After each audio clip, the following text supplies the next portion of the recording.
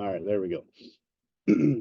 So this week we're going to start off. I have the point of emphasis PowerPoint that I got from IHSA just last night. So we're going to go over some of that stuff, kind of what's new with baseball, high school baseball this year. We won't go too in depth on that because you get to watch the rules video as well. But let's kind of cover some of the stuff. There's some minor changes, nothing real a big, real big impact on what's going on. Besides, I mean, the one I guess bigger impact is they can use electronic devices to talk to catchers now. So you'll see, I'm sure you will see that in your games. I'm sure they have those devices already going. Hopefully that will actually speed up some things. As long as they work right, technology should actually help a little bit. I'm gonna apologize. I'm fighting off a cold, so my voice might struggle tonight. So just as a warning, as before we get started. So just some announcements. I put in the email today. We're not having a Belvedere clinic. We're not able to line up dates with the school. A couple of the dates that we were trying to use, they already had something booked and we weren't able to use the school, and it just didn't happen this year.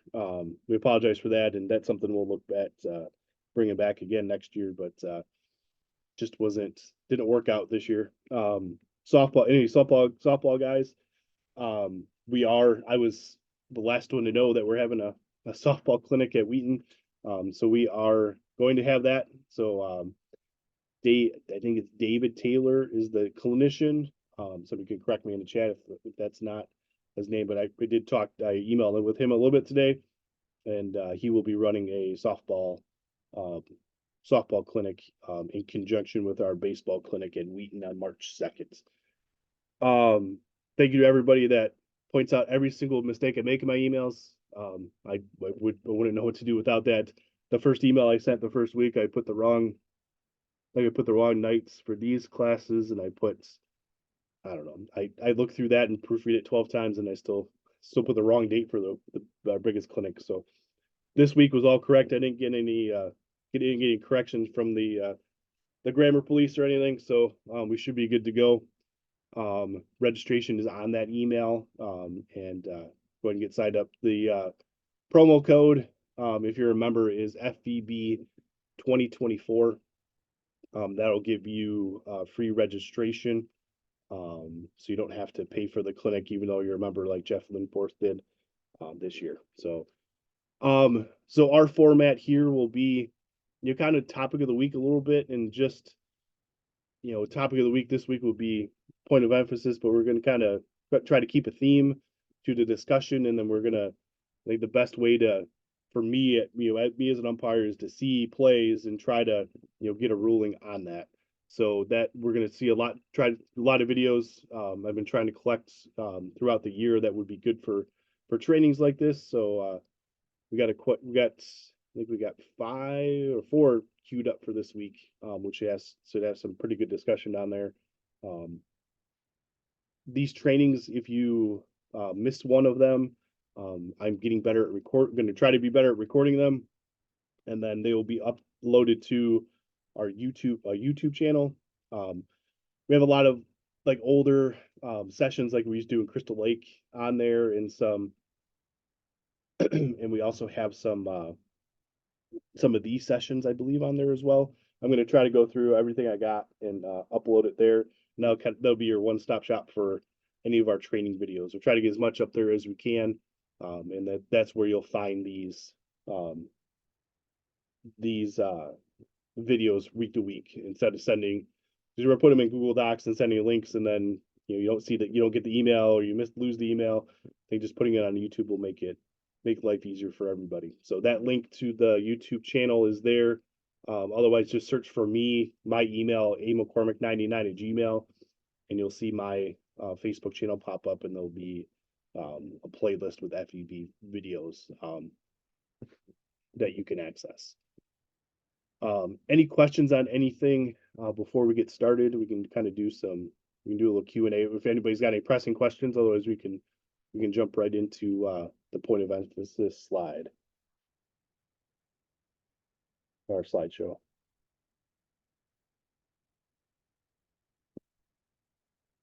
All right. Let's see.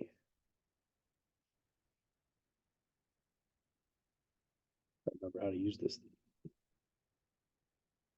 Oh, there it is.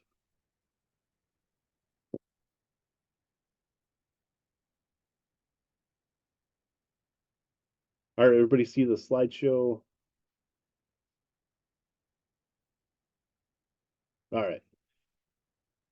So this is the rules presentation for the state. So you'll see these same slideshows as you go, the slides as you go through um, the rules video once that is loaded into the IHSA site. But we'll kind of do just a quicker version of this to kind of explain a little bit better than to somebody reading it to you. So the biggest so there's a new section in the rule book 161 which talks about um, wristbands, and it talks about the electronic communication devices. um, so although they can wear the communication things, they have to wear it on their forearm.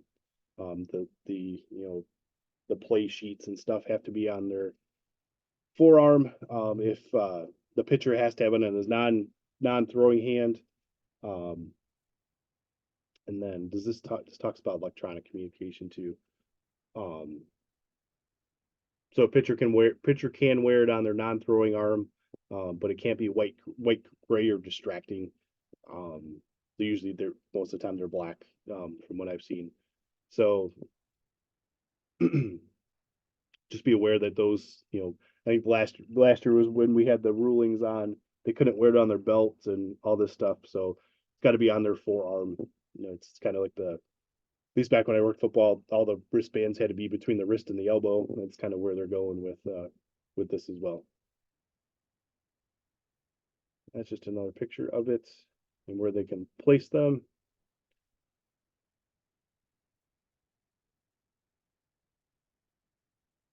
All right, so if they wear it inappropriately, you'd give a team warning. Um, that should do it. I mean, if you have to, you can go down the route of um, ejecting the offender and the head coach, but it shouldn't get to that point.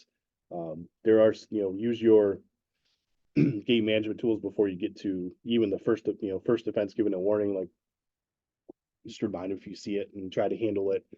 Try to handle low key a little bit first, and if they force you, back in the old jewelry days, right? If you see something, just make them take it off versus um, making a scene about it. That's kind of just a game management thing, but don't have to. This is not a like hammer them all the time. This is just a hey, the first time it happens, just hey, coach, you got to get things right. So this is the 162 is where it talks about the electronic communication devices. So ultimately, I think there's more slides on this, but any coach may talk to the catcher only. It's a one-way communication device, so it's from the coach to the catcher. The catcher cannot talk back through the device. It's just there to call pitches. And so that's all you got. So the catcher will have some kind of earpiece in, and the coach from the dugout will be able to communicate and call pitches that way instead of yelling out numbers or giving signs or anything. They do make an emphasis on this that they need to be in the coach needs to be in the dugout for this. You can only be the catcher. It cannot be any other defensive player. And it can only be when the team is on defense. So they make a deal about the coach having to be in the dugout when he's using it. I mean, it should, all the excuses for, I've ever heard from pitching coaches about calling pitches is that they're too far away or they're behind the fence. The kid can't hear them or see them. All that goes away with this. So this should help with keeping guys in the dugout, keeping coaches in the dugout. And then again, if they use, things that are not prescribed by the rules, then you have you warn, then eject. You'll probably have issues with these things not working. Just Major League Baseball's having the issues, and college has some issues too. But this when it works right, it should move our games along a little bit quicker. So one kind of, it's a small change. They only removed one word um, from the rule on 10.2.3H. Um, they took the word spectators out. So that clause in the rule gives you the ability to forfeit a game for certain infractions. Um, and it used to be anybody, right? It could have been spectators, coaches, players, or team bench personnel. They took that part out. They're really the point of the emphasis on here is that, which we've always talked about and was kind of was in the rules but not really specifically stated in there, was that you have authority inside the fence on the field. You don't have authority outside the fence. So no matter how crazy the parents get, um, you your job is to tell, if there's an AD there or there's some other supervisor, or the head coach is like, this parent's got to go. Um, those don't know, I was volunteered into being the president of a hockey club this year, a high school hockey team. And trust me, there's parents that are crazy. I've spent more time dealing with the crazy hockey parents this year than I could ever imagined. So um, those kids, a lot of hockey players play baseball, and there's a lot of the all the rumors and all the everything about um, parents ruining sports and parents being crazy has all been confirmed in my mind just in the last like 4 or 5 months that I've been running this 2 team hockey association. Um so what you do, like, the parents are crazy, right? They're doing something stupid, let the coach know or let the AD to let somebody else know to handle it for them. Nothing you can do as an official um will settle down crazy, right? So you try to reason with them, or you try to be firm with them, and you try to do something to get rid of them. All it's gonna all it's gonna do is make it matter, right? A parent that is screaming at officials and screaming at players from the other team or anything from the stands has lost touch with the reality at some point of what is acceptable and what's going on in here. So um, this part about not dealing with spectators has been cemented in my head. Just my experience the last few months. So um, I apologize too. Can we have somebody, Jeff Linforth? Can you watch the chat for me? For some reason, I cannot get that to pull up. If there's something in the chat, please let me know. Otherwise, unmute your mic and say something. So nothing's in there. Okay, thank you.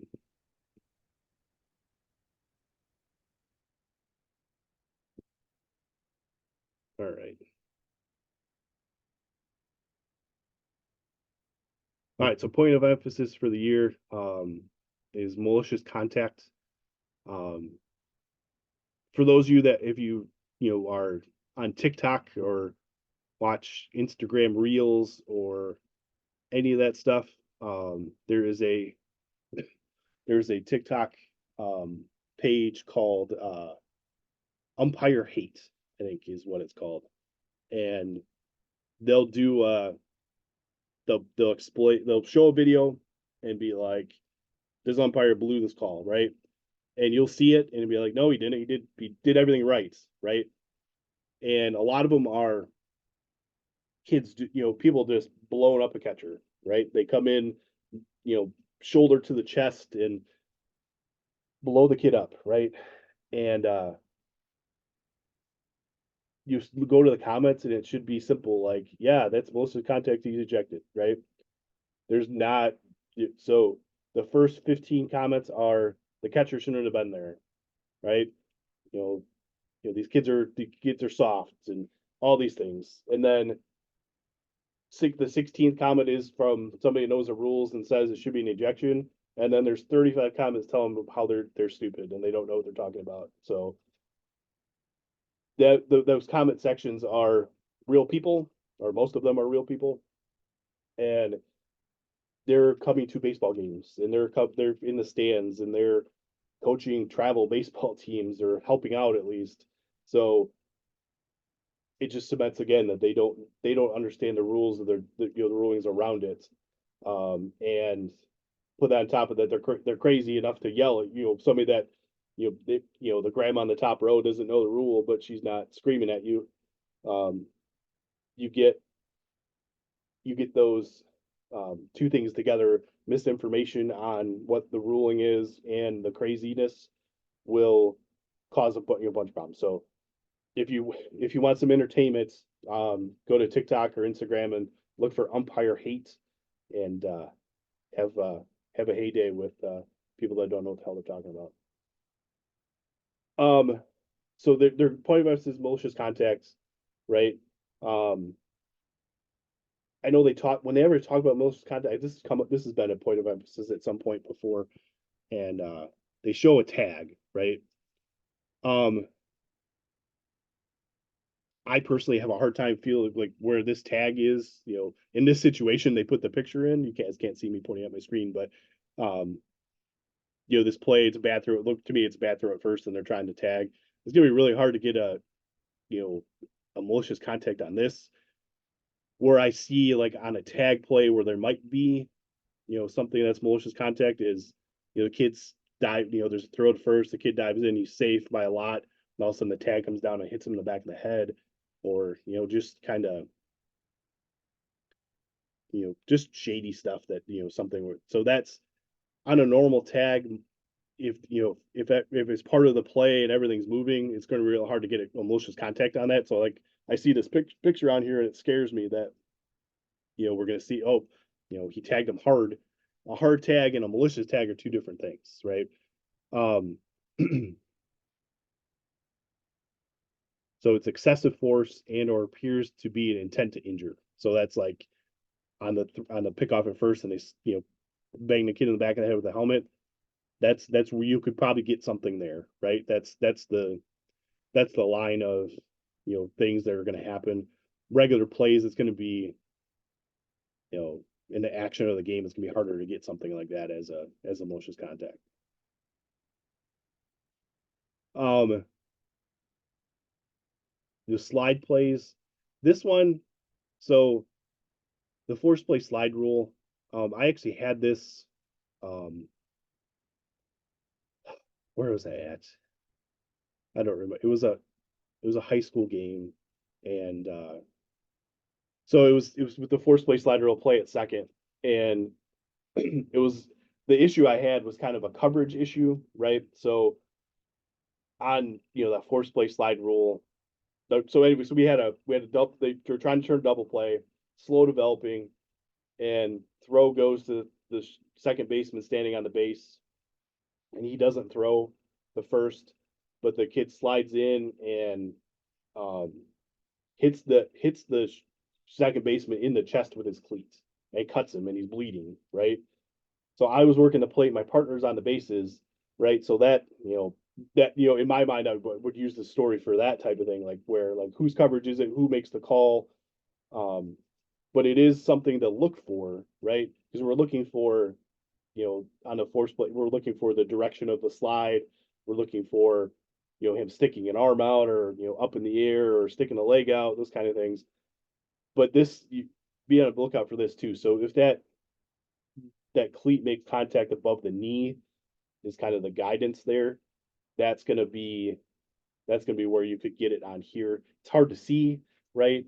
Because it's hard to see this anyway, because in a two-man system, because you don't have the distance there, and it's, sometimes depending on where the ball goes, the angle is not the right.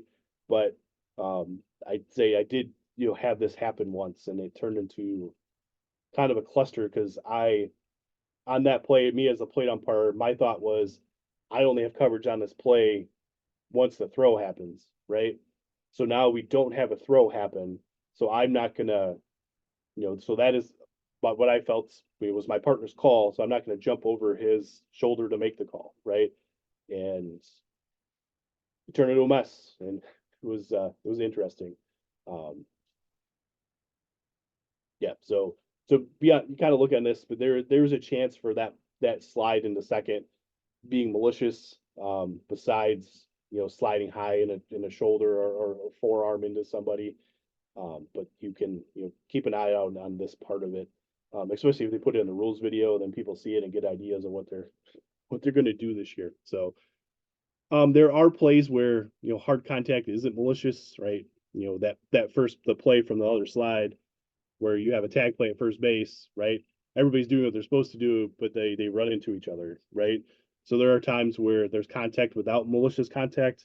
You're kind of looking for the intent, like excessive force or kind of intent to injure are kind of where you're looking on that. There's times that the worst collisions I've seen are not weren't malicious contact, but you do have there's some you got to kind of look at it, and that's where the timing happens too. Like, is he try? What is that guy trying to do, and what's the intent of what he's trying to do? Is it to make a play, or is it to try to hurt somebody? So, all right, everybody's favorite topic. So so we had a hockey player this year, um, that got suspended because the referee gave him a game misconduct for um, like he just he didn't swear at the ref, but he dropped a couple f bombs on the way to the penalty box and got kicked out. He was swearing in general, but not he didn't tell the ref to fuck off or anything, but he did say the f word a couple times, and that referee kicked him out. Right. Um, everybody's got a everybody's got a threshold on what they consider over the top for profanity. Right. You have to that line should be I don't know how to say it. It's like for me, like my threshold is pretty high, right? Um, and there's other people where their threshold is kind of low, right? So what you got to do is kind of balance where you're drawing your line on the profanity, right? Every kid on a baseball team that grounds out to first, gets past the base, will at one point this season will drop an f bomb. It has nothing to do with you making the call or anything else. It's just that he's mad at himself, right? I have a 16-year-old son, and he swears all the time. He tries to hide it around me, but I know he does, and we're never going to get all the profanity out of high school baseball. But there are times where there are spots where you have to address it, right? If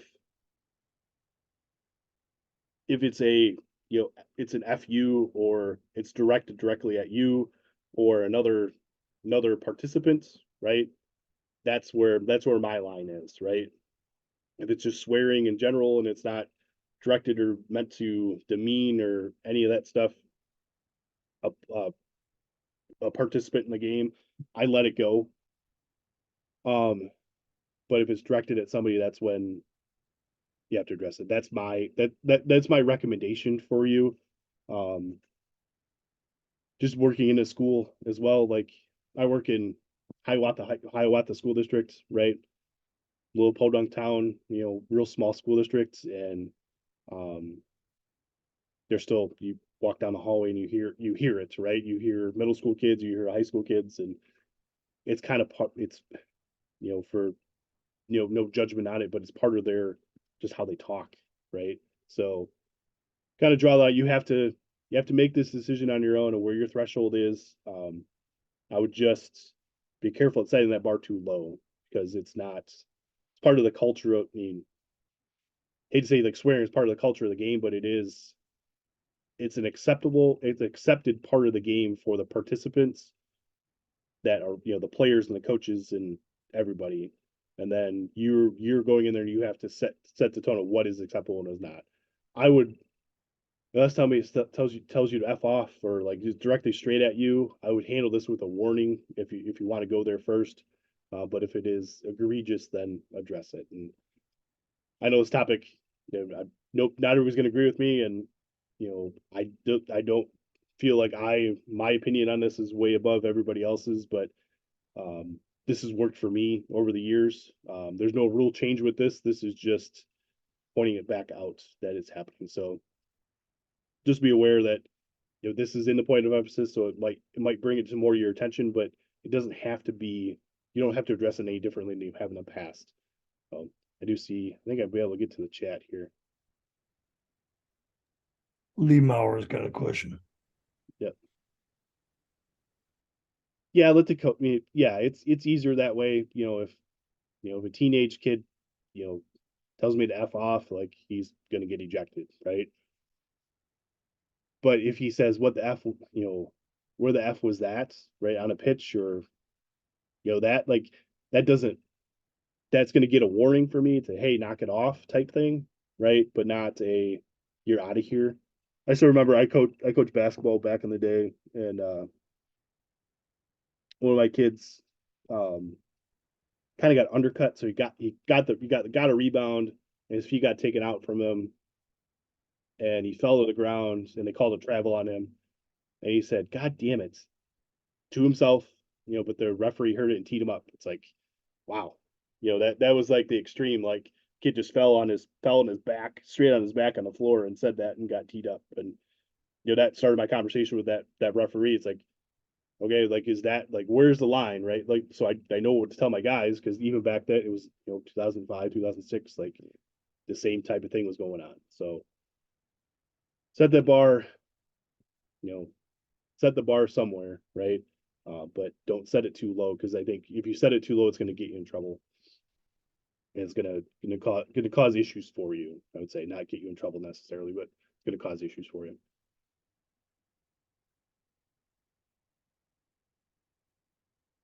So here it goes. You have verbal warnings for minor offenses, written warning, with restriction of the coach, and I would just try to do a hey, knock it off type thing before you give the official verbal warning, official written warning. Like, there's some intermediary steps you can do in there, and then the major offenses is when it's directed at you.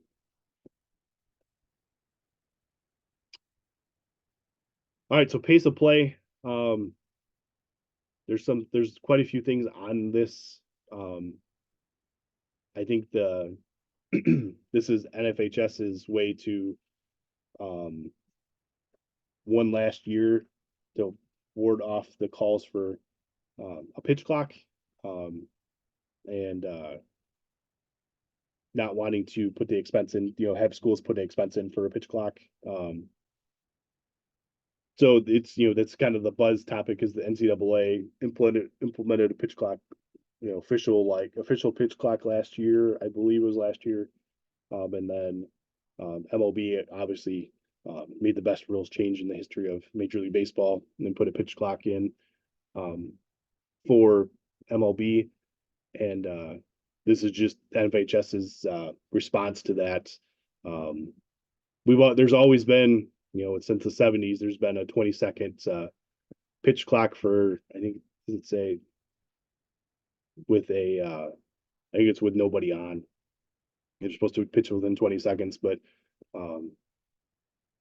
they also, like, even in this point of emphasis, this rule is only meant to be enforced when other preventive umpire measures fail to be achieved. So you have a 20-second pitch clock on the books, and they're telling you not to enforce it. So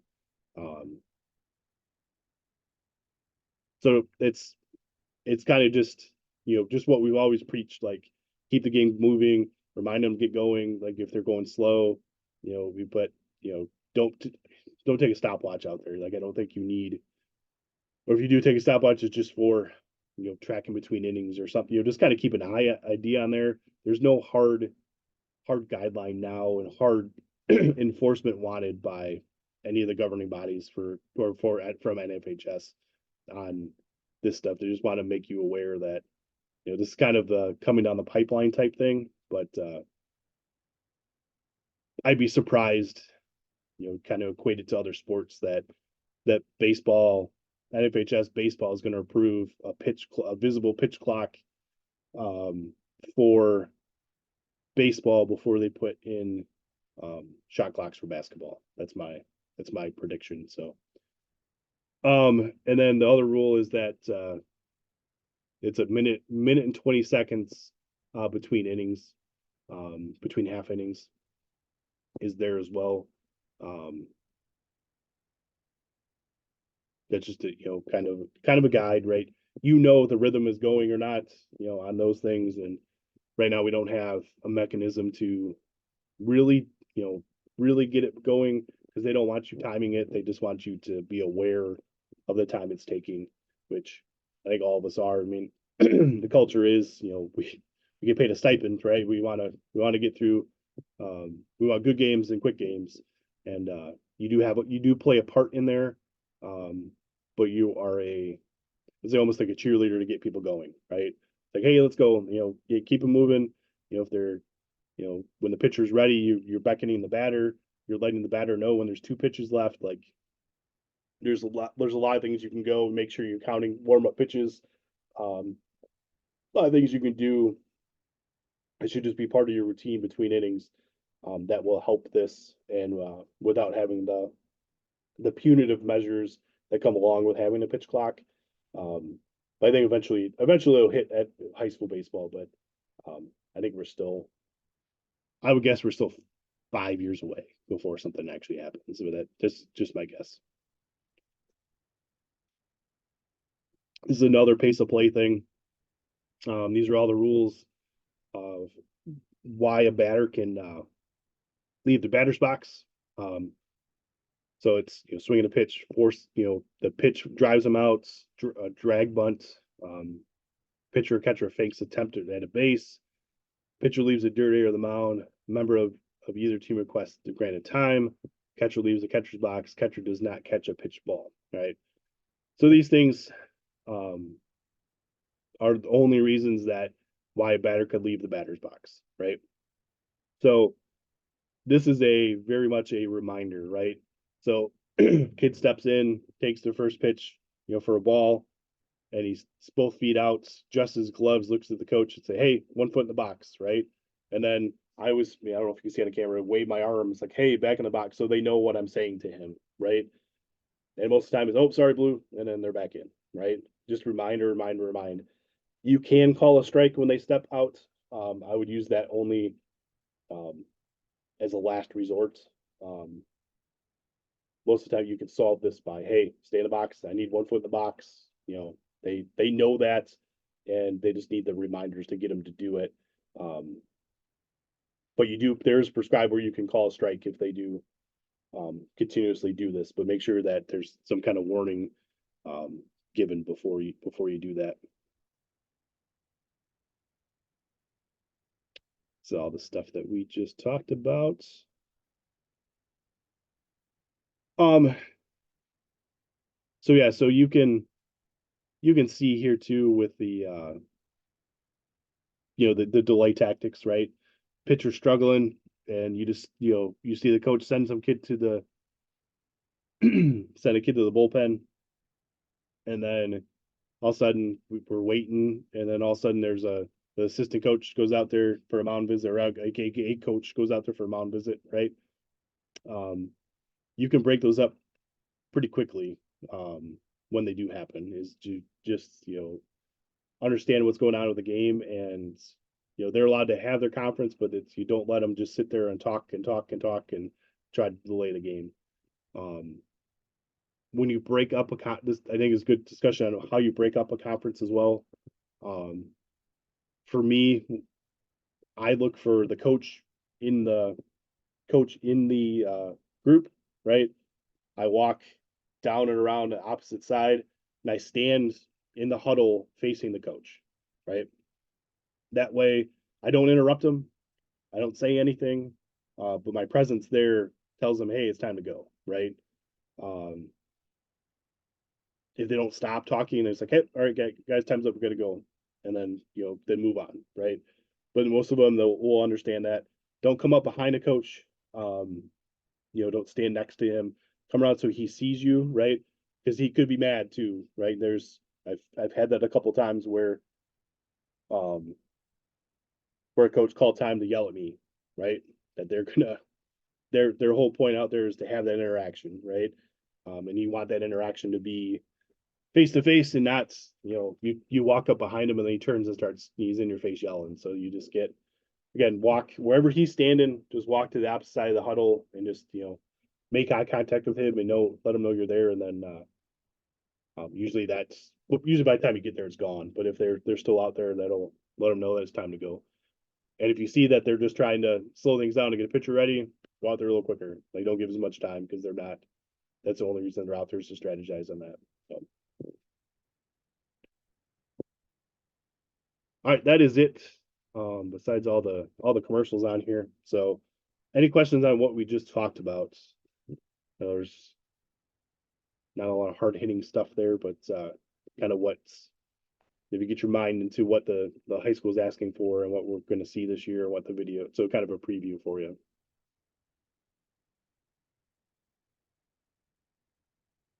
All right, so quiet crowd tonight. So now we're going to jump into some videos. I think I actually have 4 YouTube videos, and I have a couple.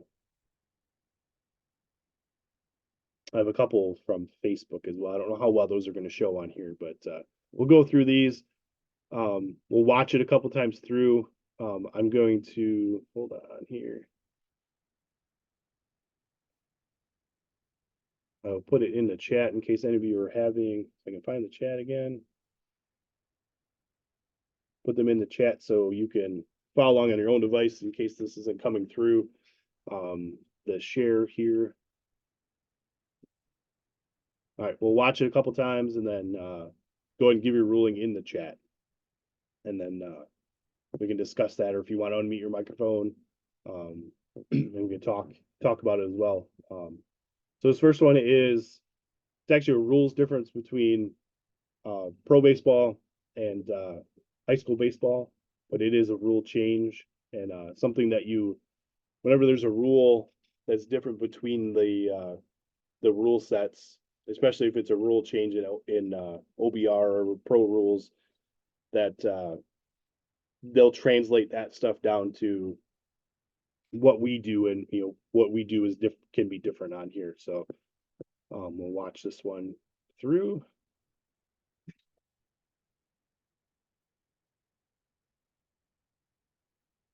We'll get a slower motion view of this.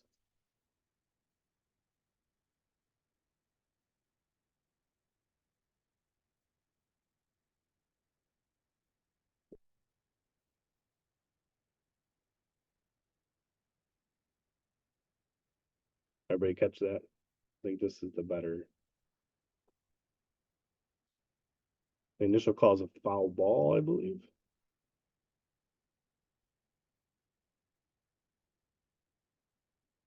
But we see the ball hits the bat. It's a knob of the bat, and it hits the catcher in the nuts. What do we have in a high school game on this play? What is the ruling? So it hits him there, and he grabs it and he holds on to it. What do we got?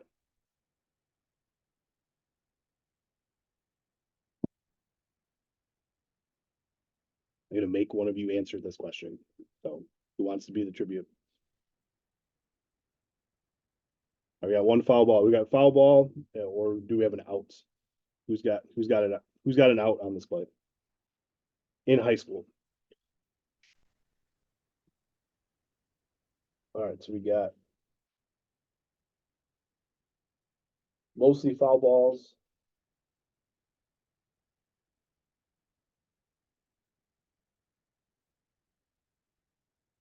All right, we'll give everybody a second here. All right, so the correct ruling in high school, high school rules would be foul ball. So I guess the question, if it was a strike 2, if there's 2 strikes already, what would be the call? And there was 2 strikes in this play. So this is a rules difference that has only been a rules difference for 3 seasons, right? So the rule in all of baseball up until 2020 was that maybe 2019 or not 2020.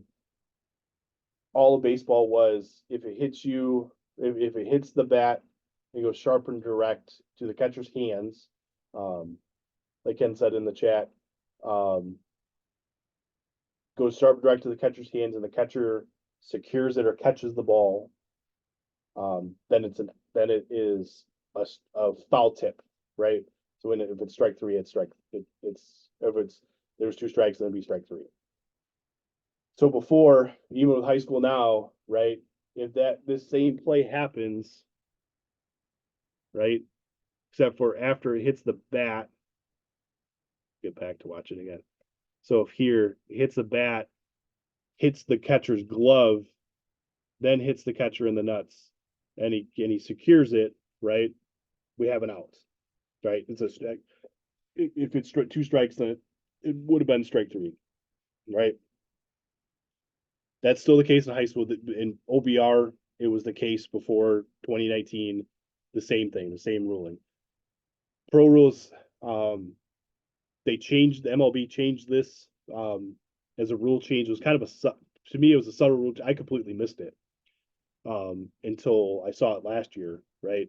So now the rule in MLB is if it goes sharp, if it goes from the bat to the catcher and he secures it, then it's a strike. It's a strike. It's a foul tip, and it would be strike 3 in this situation. So that's something that you might get a question on this, like, oh, he caught it, but it's like, oh, it didn't go to his hands, right? So even on this one in high school, if that goes off the bat and then hits the back of his hands, right, and then he catches it, then you have a strike, or it would be a foul tip instead of a foul ball. So, but no, that's something that's new and something you might run when this stuff changes, and then a play like this happens and people see it, then they think it applies to all of baseball, not just one level. So correct ruling on this would be a foul ball for high school, but it would be a foul tip, which makes in this situation a strikeout. And this was the first career strikeout for the pitcher as well, so a memorable one at least. All right, any questions on that one? You guys are a quiet bunch tonight. All right, next video. This is a base path question video. This is everybody's favorite.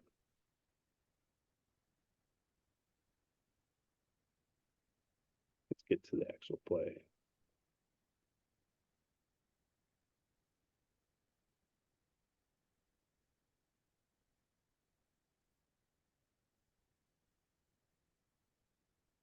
All right, everybody's initial take on that. What do you got? We'll play one more time here.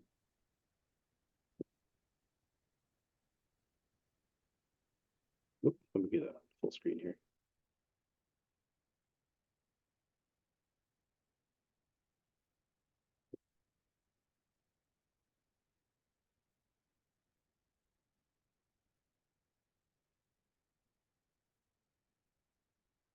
Yeah, don't worry about the play at first. Just worry about the tag attempt.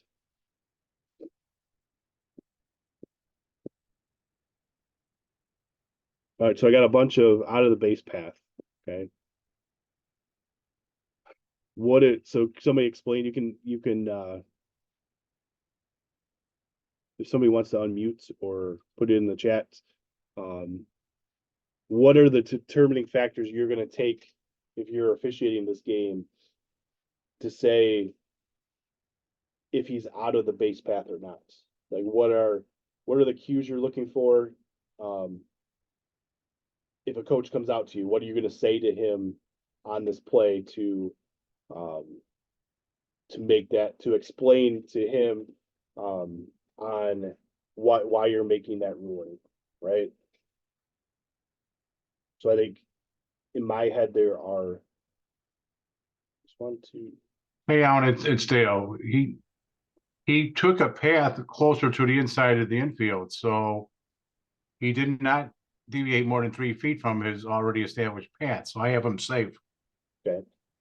So I guess so what is the criteria, right? you said, we've seen a couple times in the chat and what you said, Dale, was 3 feet, right? 3 feet from when? Like it's a 3 feet direct path to the base, right?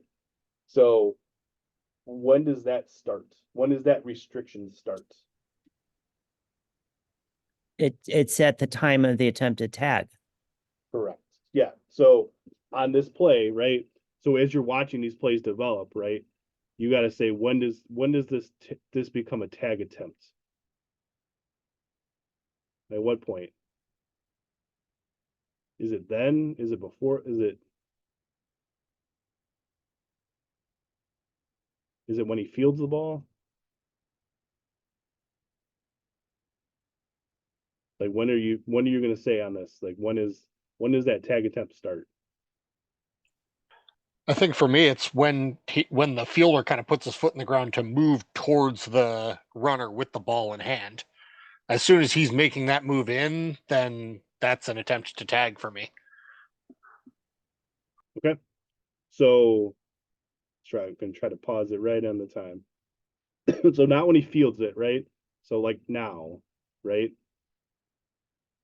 Okay, so now we can I think we got another angle. Let's get the other angle. So we're gonna just like instant replay, we gotta piece it together here. Right? So right now, okay, he's got 1 foot. You know, it's hard to tell from this, but like he's right about here. His left foot's probably gonna come down right next to the grass, right? But he's gonna step. So, you know, as long as whatever body parts within that 3 feet, we're okay. So based on that, right? So he goes, you know, if he's right here to right here, is that 3 feet or not? I mean, it's hard to tell, but you got to decide from where he started when you determine what that call is to where he ends up. Is he on the base path or not? Right. So coach, this play comes to you, the coach, the defensive, you call it, let's say you call it where he's okay, he's not out of his base path, and you called R1 safe at second. What are you gonna say to the coach to explain that when he thinks you're crazy for making that call? How are you gonna explain that to him? Somebody unmute on this one and kind of explain what you would say to the coach in this situation. Don't be afraid.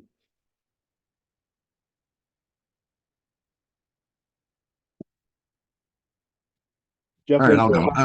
I think it's right along the lines of what Phil said. You know, I have the second baseman establishing, or the shortstop, the fielder establishing, attempting that tag at a point where that runner's just off the grass, giving him 3 feet to the inside of the grass or so, and he's still making a direct tag slide at the back. At that point, I don't have him leaving his established line. Okay. Something along those lines. Anybody else? How would you say this?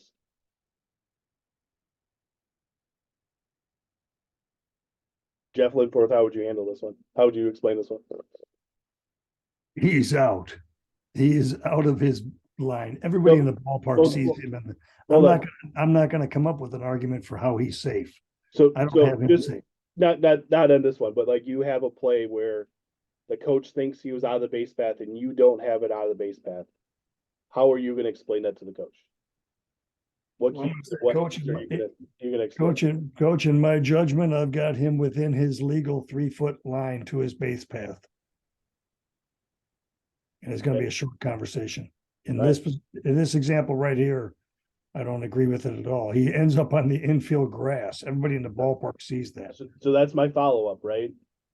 The coach in your first one, the coach goes, well, he was on the grass. How can he not leave his base path where he's on the grass?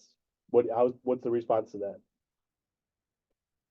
Well, if you're going to take that line, if you're going to call him safe, then you're going to say, Coach, he was right along the grass on his initial approach to second. So 2 or a foot and a half into the grass is legal. But that's the shitty end of the stick in this play call. I'm just we're just talking through like what if this play happens, right? Like what if he's running in the grass for some reason, right? And this play is so because they're gonna the counterpoints the coaches are gonna give you are the simple things like, well, he's on the grass, he's got to be on the base path, right? And you say no, you say, coach, the batter establishes his base path as soon as your fielder attempts to tag. So wherever he's at that point, then he's got 3 feet in either direction, right? The grass has nothing to do with the call, right? It's the position of the batter at the time of the initial tag attempt, right? So things like that will help you go through. If you could use rules, wording from the rules itself, help a lot, right? If anything, you confuse them with the rules and helps them. Ultimately, you want that conversation to be as quick and painless as possible, right? If a coach does come out to you, right, take the time from when he starts coming towards you, right, to collect your thoughts, right? Don't meet him in the middle. Let him get to you, and be a good listener, right? Let him talk. Let him ask you a question, and then answer the questions he asked you. Great. A great tool to have in your bag is to slowly say to that coach, if you're going to argue the rule, say, coach, by rule, and then state what you believe with proper verbiage is the rule. And when you use that line, coach, by rule, that will usually slow down the conversation considerably. Yep.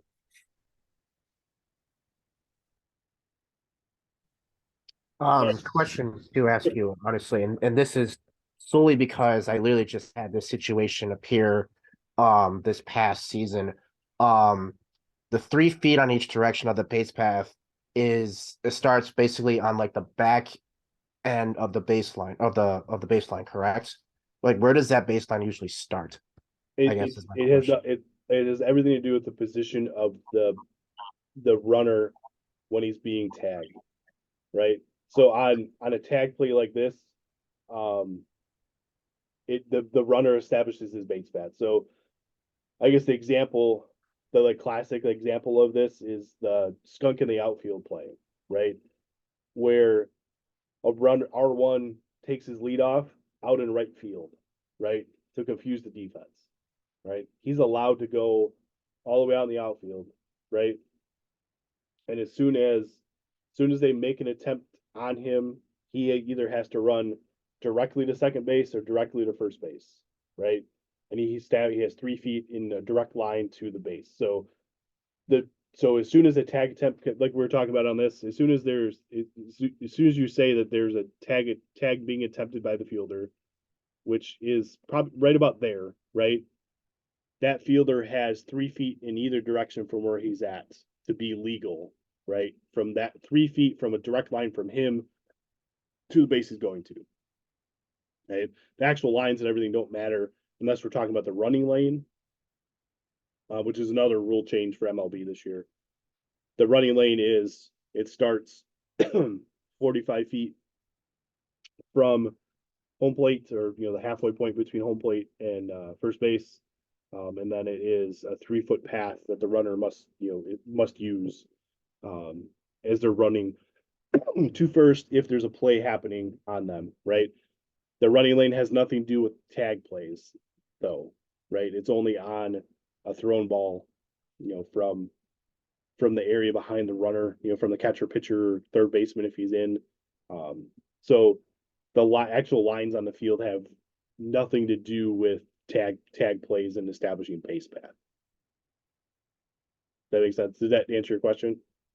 Yes, it does. Thank you.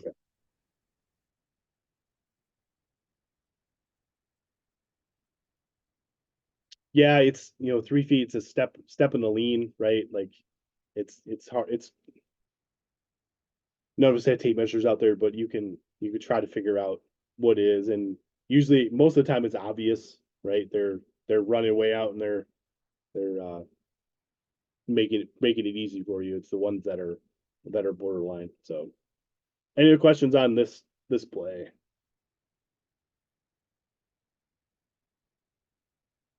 All right, we will jump to the next one.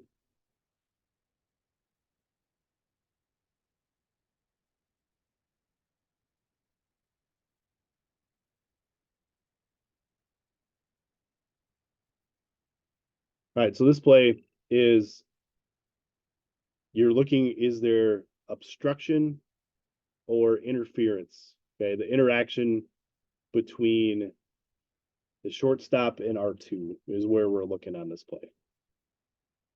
It's going to happen real quick here.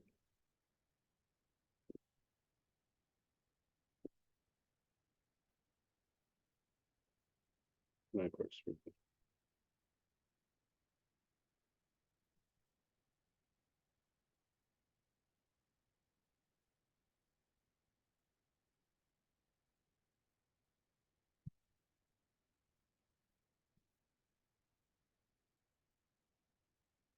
Maybe we get a better look here in a second.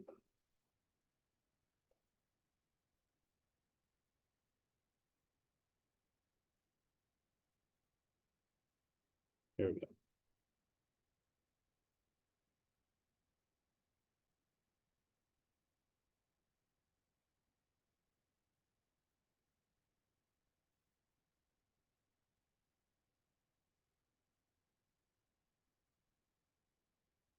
All right, what do you got here? Is it obstruction, interference, or nothing?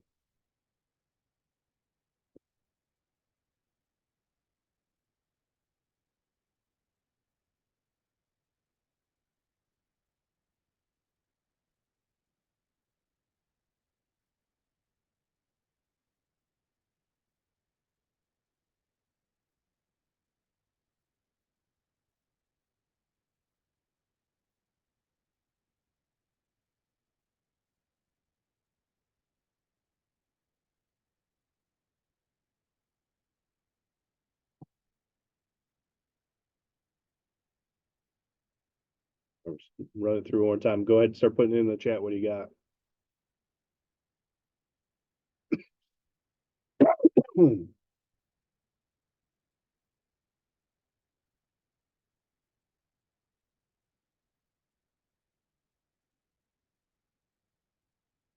There is contact. So if that helps your answer, there is contact between the shortstop and R2.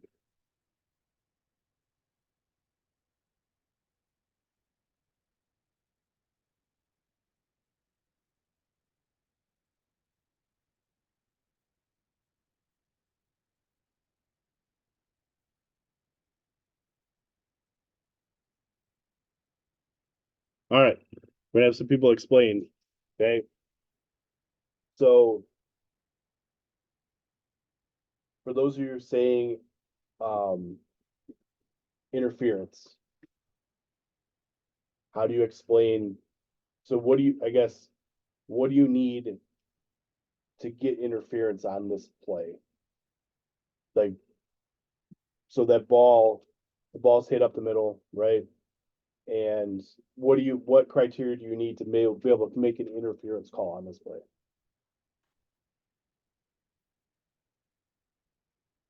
If my question makes sense there.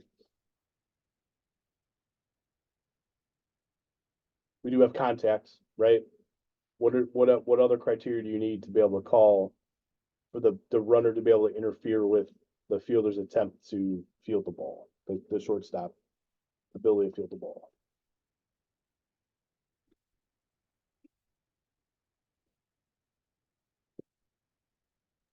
Are we looking at interference on either player, or is it interference towards the runner? Well, interference. So there's a vocabulary lesson on this. Interference can only be by an offensive player, right? So the offense has interference, the defense obstructs. So that's an important for you, like a important vocabulary that you can use with the coaches, because coaches and players and fans, everything's interference, right? But to us, we're looking, obstruction is by the defense and interference is by the offense. So right now we're looking at was the runner at fault? Did the runner cause interference with the shortstop's ability to field the ball? The fielders in the fielders in the runners lane of traffic. Yep. Does that matter though? Like, I guess here, so I guess let me rephrase that. So the fielder is there, right?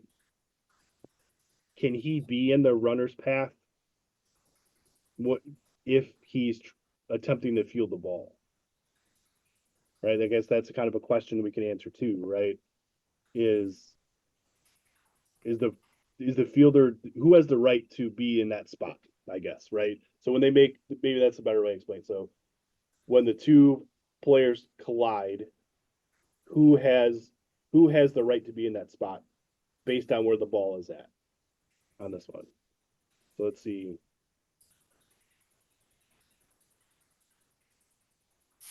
I don't know if I'm gonna explain this right. In a normal depth. Like he's even with the base path, right? Yeah, he's even with the base pad. That's why I say it's obstruction on the fielder. Normally, you're not in that situation there. So I would lean. So what was the call that was made on the field, right? Was obstruction. So these umpires, the crew, the second base umpire, right, felt like the shortstop did not have an ability to field that ball. He was not protecting that fielder in the situation. So he does not have the right to be there, and the runner has the right to be there. So that contact with them was obstruction, right? Because of the obstruction, this runner scores, right? So what you call the obstruction on this, you protect the runner. The runner gets one base automatically in high school.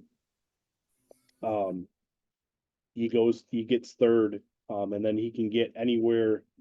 He can get more than that if you award the base to nullify the act of obstruction, right? So here, the third base umpire in this play calls the obstruction and sends that, protects that runner to home, awards him home because he would have got there if there wasn't contact, right? I think the piece that's missing on here to have interference is where that ball is at, like the fielder's ability to get there. So if you think he could have got there without the contact, right, then you got interference. With interference, the ball is dead immediately, right? And then you call that runner out, and everybody else advances if they're forced to advance. So Show it again, Alan. Did the third base umpire signal this? Because the Yes. second base umpire is playing deep? yes, third base umpire called the obstruction. Let's see that.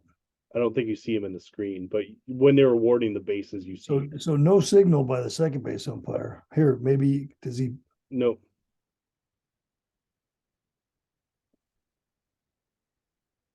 But you see it after this, you'll see that he awards.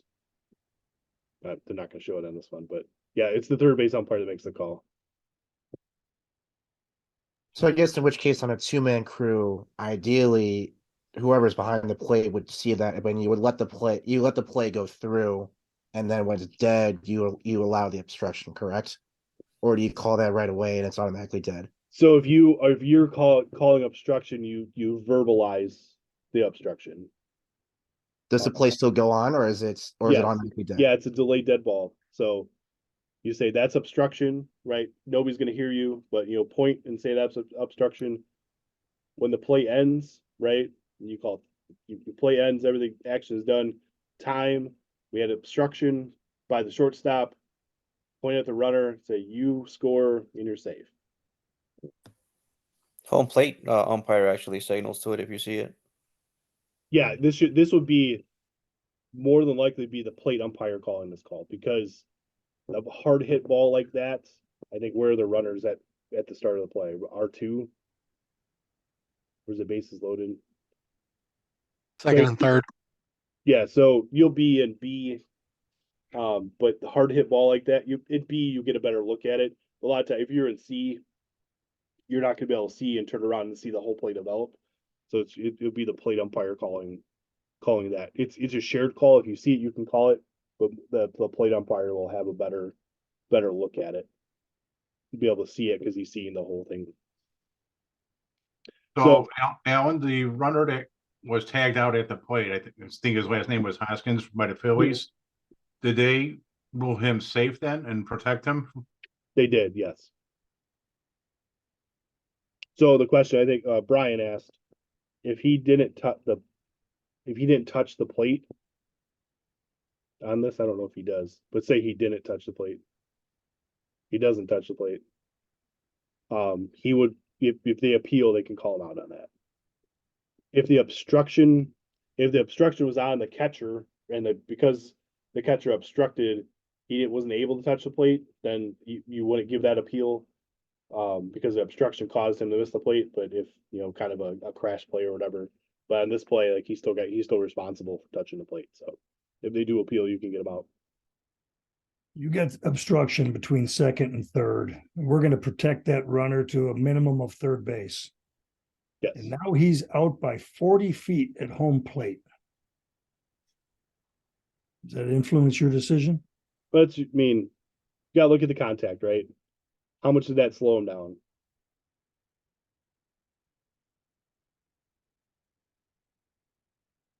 He's stumbling. Right there, he'd be at third base already, right? So ultimately, it's the speed of the runner, the arm of the fielder, all that stuff. So it's up. That's a judgment call where you protect him to, right? So, I think it's also, sorry to jump in, but I think it's also worth noting, as somebody who knows that player pretty well, he was not running all that hard from third to home. I think once the obstruction call was made, it looks to me like Hoskins pulled up. I don't think he was actually trying for home plate. Yep. And that plays into it, right? There's a play in the World Series. I think it was Miguel Tejada was obstructed between second and third, and they called the obstruction, and he rounded third and just like pretty much stopped, arms up in the air, just walking towards home. He would have scored easily if he would have kept running, but he didn't keep running, and the actions of the fielder or the runner after the obstruction have play into how you make the ruling too. So in that play, just look up Miguel Tejada World Series play or something like that. You should be able to find the clip. And he was called out because he stopped running. And so they thought because he stopped running, he wouldn't have made it home. He wasn't even attempting to advance anymore. So they actually called him out. So he got tagged and they called him out because they only protected him at third base. Maybe we'll try to pull that up for next week and pull that one up. But yeah, the action. So if he slowed up, like all that plays into it, right? Just because you called obstruction doesn't mean it's an automatic award. The automatic award, I guess, in high school is he gets third base. His obstruction. Actually, you bring up a good point because I actually saw this too as a baseball player because I was still playing ball last year. So what ended up happening was, one of our teammates was rounding third. He got up, he collided with the third baseman. And he got the obstruction call, but as he rounded third, he took a few steps onward the home, and then he went back to third base, and they still technically called him out because he technically advanced to home because he took those few steps. Is that the right call, or does he still have third? So did they tag him? They tagged him going back into third. Is what you're saying? Yes, he tagged him going back into third. Yes. Yeah. So if that obstruction happened before third base, before he illegally acquired third base, then and you're only going to award him third base, he's advancing past at his own peril. So yeah. So without seeing the play, they probably called obstruction on the third baseman, saying he's not going to score. And then if he goes beyond the base you protect him to, then he's at peril of being put out. So once he rounds third, he's advanced past, so then he's at peril to go back if he gets tagged going back to the base. Okay.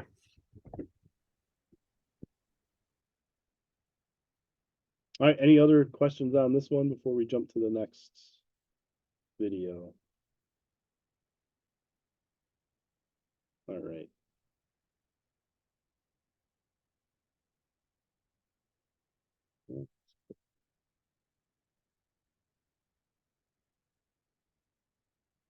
This is a batter interference call. Call or no call.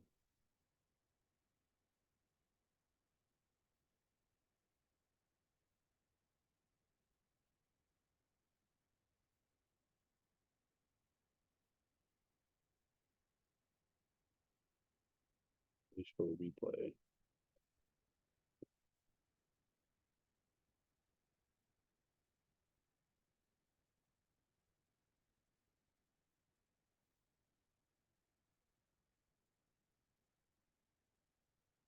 All right, so who's got interference?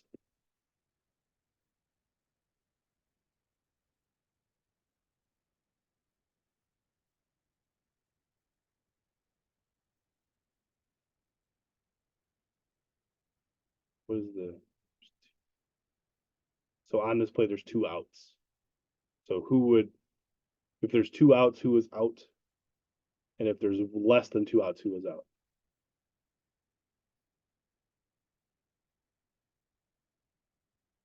Actually, hold on. That does make sense. Same answer.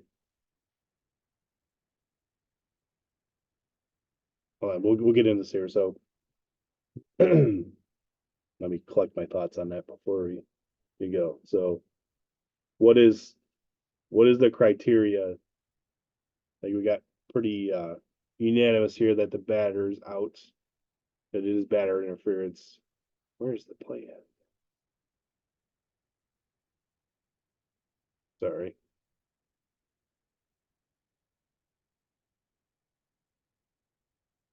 Come on.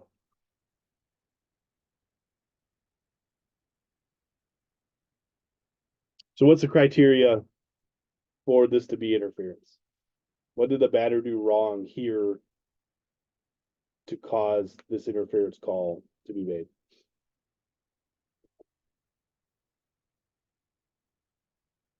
I guess what does the rule book say? What's the rule book say about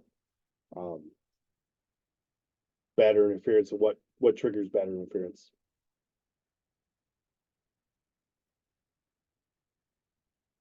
They got 1 step out of the box in the catcher's lane. Does the batter have to step out of the box? So agree that if the batter steps out of the box into the catcher's lane, it definitely it definitely batters interference. Does the batter's box is it a sanctuary? If the batter's in the box, can he still cause interference? Or is he safe there?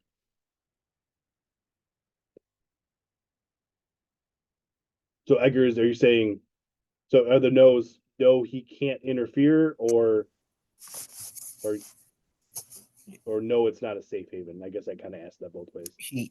I mean, as long as he's inside his box, he can stand there and take a throw right back up his face if he has to. But I mean, he doesn't have to move out of that box. But right now, he just moved out of that box.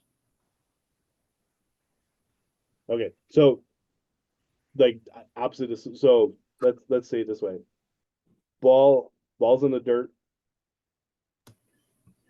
It hits the catcher in the chest and goes behind the right. It's a left-handed batter. Goes behind the left-handed batter's box. Catcher picks up the ball, throws it, and hits the batter in the batter's box. Do we have batter interference on that? You do not, in my opinion. I don't think you do. Who else has thoughts on that? I think as long as if I recall correctly, as long as he's not actively attempting to get into the way, if he's where he was in his stance and the catcher goes behind him, you don't just dematerialize. But as long as he's not actively attempting to move into the way, I think in that context he'd be okay. Okay. So you're saying he does not need to try to move to get out of the way. Does that sum it up? I would say, and I guess I'm gonna have backpedal here. I would say he has to. You can't expect him to make an unreasonable attempt. Okay.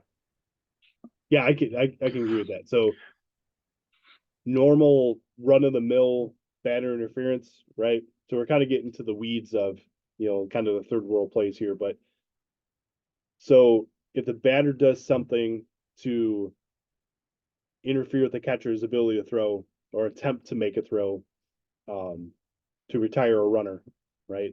That's when you have batter interference, right?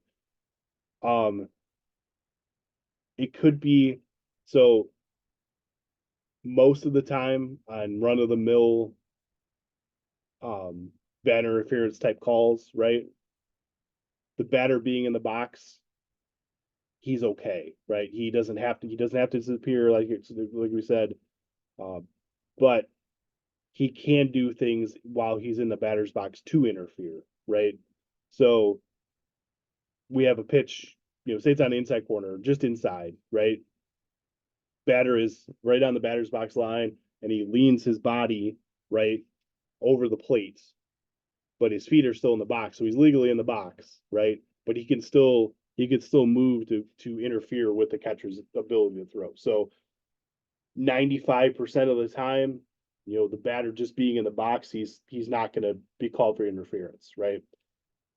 Where you see on a play at second, it's perhaps if he's hanging over the plate, or in the pitches, caught normally by the catcher, you're going to get batter interference. Like he's stepping across, he's stepping on the plate, he's in the way, right? But there is things like if he is in the box, there are things he could do to still interfere. He still has to make an act. If he's just standing there, he's okay most of the time, right?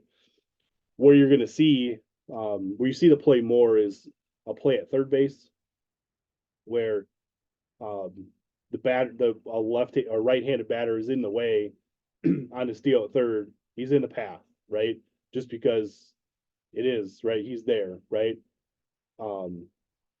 It can happen. So him standing there, if the ball's just caught then thrown, him standing in the batter's box, he's fine. Like he's not interfering just by being there. But if there's some kind of delay, the ball drops and gets away, and just being, if he has time to move, he needs to make an attempt to move, right? To not interfere. So bang bang play, throw to third, he's just there, right? But if there's something else ancillary or something else happening on the play, the batter is supposed to, his obligation to not interfere and get out, and just standing there can be interference. But there has to be something else with the play to make that happen. I had a play years ago where we had a left-handed batter. The catcher tries to make a play on the runner at first. We're at Marion Central, and catcher turns, throws, hits the batter in the helmet with his throw. It's a real bang bang. He caught it clean and through. Hits the ball. The ball hits him in the helmet and goes over the backstop. So that situation, I believe it was the Marion Central coach wanted interference on it. I did not have interference, right? So in that play, with the throw off the helmet and over the backstop, where do you put R1? And how, on a rating scale of 1 to 10, how happy would that coach be that wants interference, and now his runner, the other team's runner is, going to be 0. So it's 2 bases from the throw, which actually puts that runner on third, and that coach was not very happy with me on that. But it was, he didn't do anything. He just stood there and took a ball to the helmet, and it went over. Marion Central's backstop is 20 feet tall, and it went up over the fence and kind of shocked him. We put the runner on third. But again, like 9 run of the mill normal plays that don't have some other weird thing going on with it. The batter just standing there, he's fine. But if there's something else that adds to the play or causes the ball get away or something else happens, then he does need to make some kind of attempt to not interfere with the catcher.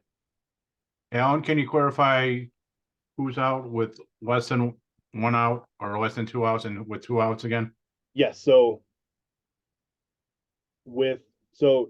what I was trying to get to, and I didn't get to right away.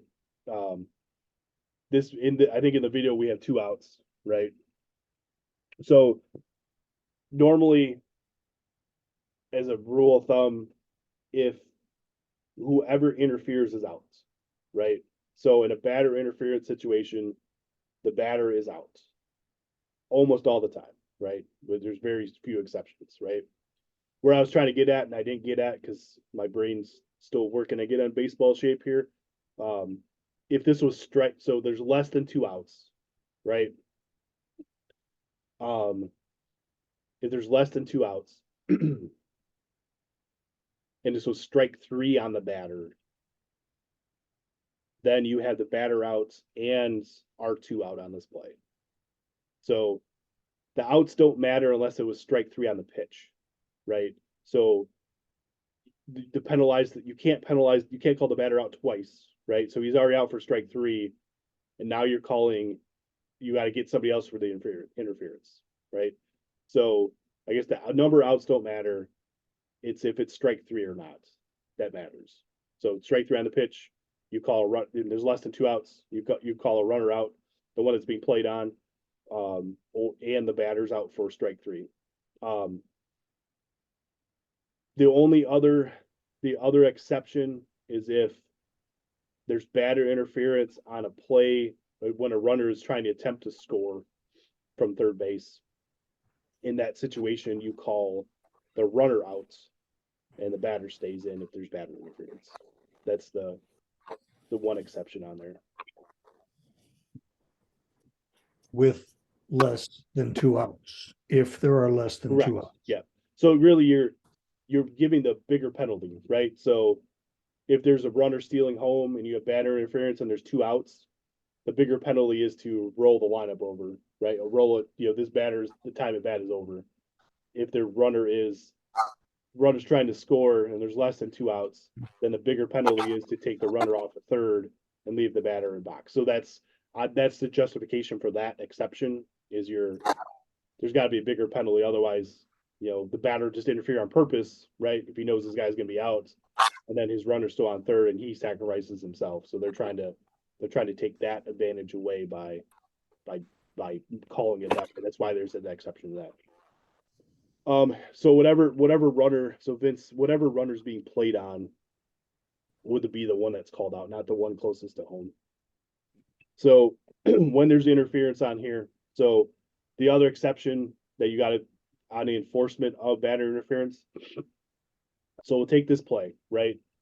So if there's less than 2 outs, say 1 out, you call the interference here, right? Batter interference is a delayed dead ball. If the initial throw by the catcher retires a runner, then you ignore the interference. So say this happens, there's batter interference, the throw goes to the shortstop, he tags that runner out, right? That runner's out and the interference is ignored, that batter stays in the box with the count that he's got. Makes sense. So it's a delayed dead ball on that, right? So really on that is, well, he must not really interfere if the throw retired the runner, right? So that's kind of the justification there is, it hurts more to call the runner out than the batter out in that situation. Now, if this throw goes out into the outfield and the circus comes to town and everybody starts running, you kill it, right? And nobody's going to hear you, right? Because they're all screaming and yelling. You come out big, hands up in the air, go out in the middle of the infield, and kill everything, right? Then you send the runners back, call the batter out, and move on, right? But that does happen, right? Pick off at first, and the ball's all the way on the third base line, and that runner is trying to score. Dude, and everybody and their brother is screaming. They don't hear you, don't see you, and they just keep running, and then you get to be the spoiler and tell everybody it doesn't. All that didn't matter, and you got to go back to first. So. So. Got it. Yeah, that will happen, right? No matter how loud you are, or how big you come out, like nobody's watching you at that point, right? They're all watching the chaos in the outfield. So I think that was my last video. All right. So in this video, with less than 2 outs, the runner goes back to second. He's not out. Correct. Okay. The batter's out. Hey, Alan, so at that play, if it's less than 2 outs and it's better interference, so but the guy is out the second, so you ignore and the guy scores, is the coach has the right to wanted to choose? No, so I think I heard so you have less than 2 out.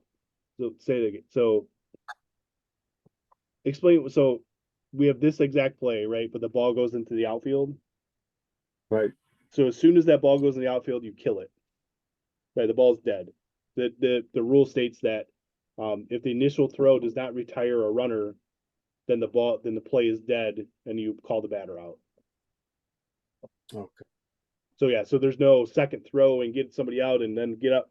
None of that matters. That all is water on the bridge here. You just, if that throw doesn't retire the runner, then you call them out. You call time and you call the batter out, and none of the other stuff matters, even though it did happen, but it doesn't really matter. So.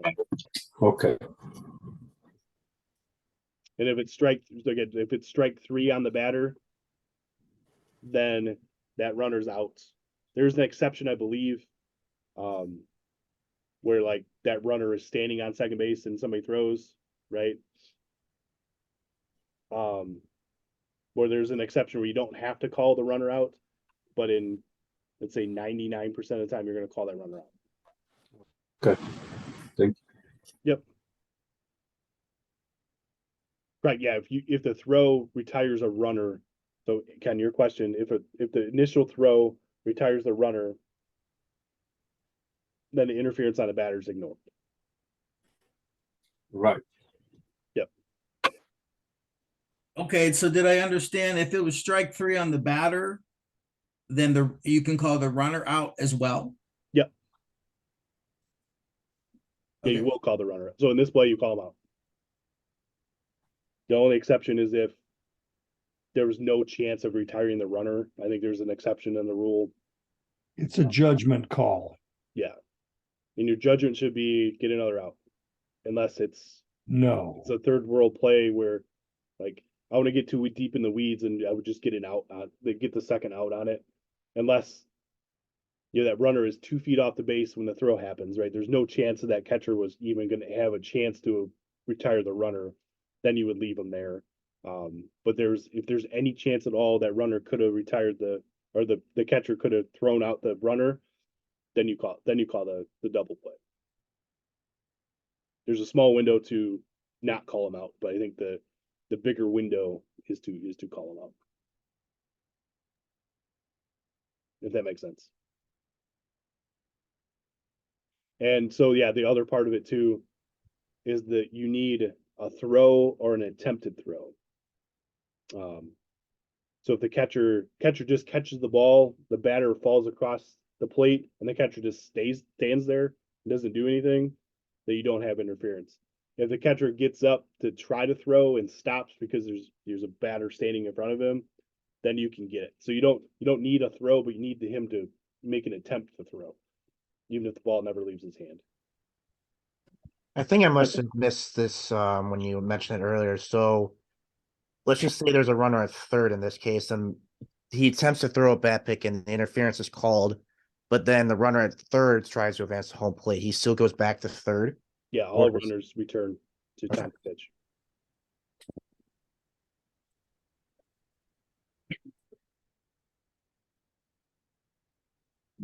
All right. All right, so that is it. So we're gonna go. So normally these will go like an hour and a half, and I'll stay as long as the discussion's going. But that's all the videos I have for tonight. If you see something out there, That's the third meeting. Want us to discuss, send me the link and we'll talk about it. I try hardest and I spend way too much time on TikTok than I should, and trying to look at these videos and see things. But if you see something out there, shoot me an email and give it to me, and we can discuss this, or put the link in the chat and we can pull it up. I like to have them prepared ahead of time and kind of wrap my mind around it a little bit before we have the discussion. But if you see something out there, definitely send it and we can discuss it here. We're gonna try to do some interactive stuff. I didn't have time for tonight, but we'll do some rules quiz type stuff as well, and then try to give some prizes away as we go through these discussions too. So thanks guys for coming out. I will stay on until everybody jumps out if you have any questions, but thanks for coming out first night, and we will see you next Tuesday.